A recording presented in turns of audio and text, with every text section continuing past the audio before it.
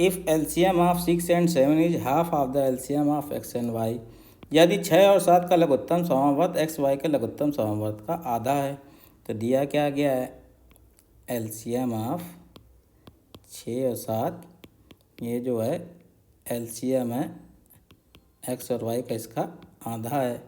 तो 6 और 7 का एलसीएम अगर देखें तो 6 और 7 में कुछ भी कॉमन नहीं है, तो इसका एचसीएफ तो 1 हो जाएगा, वरना दोनों में कुछ भी कॉमन नहीं है तो सीधे सीधे 6 गुणे 7 हो जाएगा ये, और ये कितना हो जाएगा 6 सत्ते 42। तो इसलिए जो एलसीएम एक्स वाई का हो जाएगा 2 का गुणा हो जाएगा जाके इधर, तो 84 हो जाएगा। तो एक्स वाई का एलसीएम 84 आ जाएगा। किस तरीके से, अगर वैसे करना चाहते हैं तो 2 3 6, 7 नहीं जाएगा, फिर 3 से जाएंगे, 7 नहीं जाएगा, फिर 7 1, तो इनका जो एलसीएम होगा 2 3 6 सत्ते 42 हो जाएगा।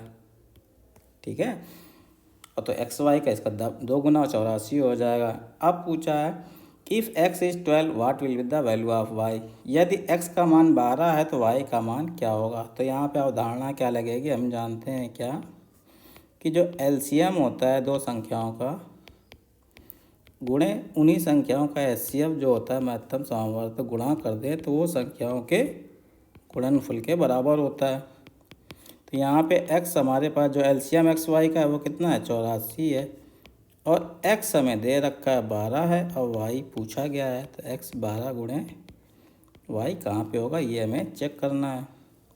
तो सीधे सीधे देखें तो अगर y या भाज्य संख्या हो जाए एचसीएफ 1 हो जाए और y 7 हो जाए तो 84 आ जाएगा। किस तरीके से देखते हैं, ये देखते हैं ऑप्शन बाई ऑप्शन। पहला ऑप्शन में लेफ्ट हैंड साइड और राइट हैंड साइड, तो लेफ्ट हैंड साइड में 84 गुणे 12 और 6 का एचसीएफ, तो 12 और 6 के एचसीएफ में कॉमन 6 है, तो 6 दूनी 12 6 कम 6 तो 6 आ जाएगा। और राइट हैंड साइड में y का मान अगर 6 रखेंगे तो बरछंग 72 आएगा, ये बराबर नहीं है, तो पहला ऑप्शन नहीं होगा। दूसरे में एलसीएम 84 एचसीएफ निकाल लेते हैं, तो एचसीएफ अगर देखें 12 और 24 का, तो इसमें 12 कॉमन हो जाएगा, 12 कम 12 12 दूनी 24, तो एचसीएफ 12 हो जाएगा। और इधर अगर y का मान 12 हो गया, y का मान 24, तो 12 गुणे 24, तो ये यहाँ 12 12 सेम, इधर 84 है यहाँ 24, तो ये बराबर ये भी नहीं होगा, तो दूसरा भी नहीं हो सकता। तीसरे की बात करें तो तीसरे में 84 और y का मान अगर हम कितना ले लें 18 लिया गया है, तो यहाँ पे देखिए 12 और 18 का एचसीएफ निकालेंगे तो कितना आ जाएगा 2 आ जाएगा, या 6 सीधे सीधे लिख देते हैं, 6 दूनी 12 6 3 18, फिर कॉमन नहीं आएगा तो 6 आ जाएगा। तो 84 गुणे 6 12 गुणे 18 के बराबर नहीं है।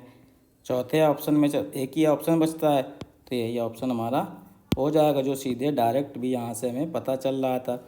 कैसे, देखो 84 गुणे यहाँ पे अगर हम देखें 12 और 7 का एचसीएफ कुछ भी कॉमन नहीं आएगा तो एक ही आएगा, और ये किसके बराबर होगा 12 गुणे 7 12 84, तो ये सही हो जाएगा।